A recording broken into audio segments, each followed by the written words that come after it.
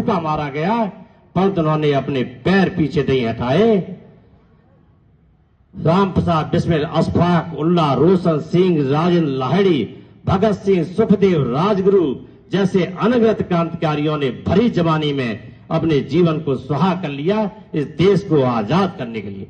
मदन लाल ढींगरा, लाला लाजपत राय जैसे क्रांतिकारियों के कारनामों से अंग्रेजी सरकार कांप जाती थी। प्यारे छात्रों, तुमने सुना होगा सेल्यूलर जेल का नाम शायद।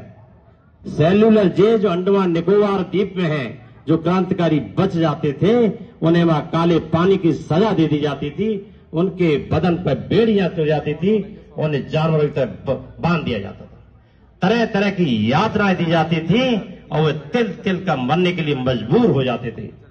आज भी अंडमान निकोबार द्वीप की सेल्यूलर जेल की दीवारों पर उन क्रांतिकारियों के खून से लिखे हुए निशान मौजूद हैं कि उन्होंने कितनी यातनाएं सही थी।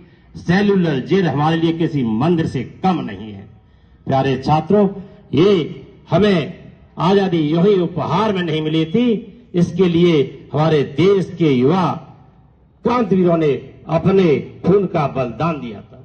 राम प्रसाद बिस्मिल को 19 दिसंबर 1927 को फांसी पर लटका दिया गया, लेकिन उन्होंने हार नहीं मानी। वंदे मातरम, रंग दे बसंती का चोला जैसे गीत गाते रहे।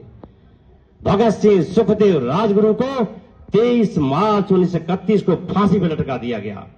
और तो और चंद्रशेखर आजाद मात्र 14 वर्ष की उम्र में क्रांति का 16 बन गए थे और अंग्रेज सरकार की ईंट से ईंट बजा दी थी।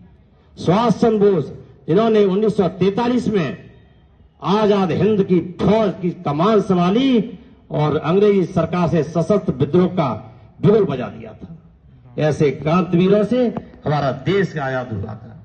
ये आजादी यूं ही उपहार नहीं मिली, इसके लिए हमने कतरा कतरा खून दिया था। प्यारे छात्रों, भरी जवानी जुनून दिया था, खड़े अंग्रेज माने नहीं तो गोलियों से भून दिया था। अरे गोरियों के गाल नहीं थे ना आवाज मजीरों की, खन खनहाट गूंजती थी सेल्यूलर में जंजीरों की। राजनीति से मिली नहीं है, नहीं खरीदी पैसों से, सौदा लहू के मूल हुआ था भगत सिंह जैसों से। मां ने गोली खाई थी बेटे लटके फंदों पर, मां ने गोली खाई थी बेटे लटके फंदों पर।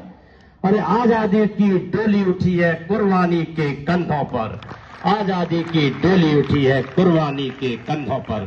प्यारे छात्रों, और तो और प्यारे अनगिनत क्रांतिकारी जो हमारी इतिहास की पुस्तकों में भी नहीं आ सके, असली आजादी इन्होंने की। एक एक क्रांतिकारी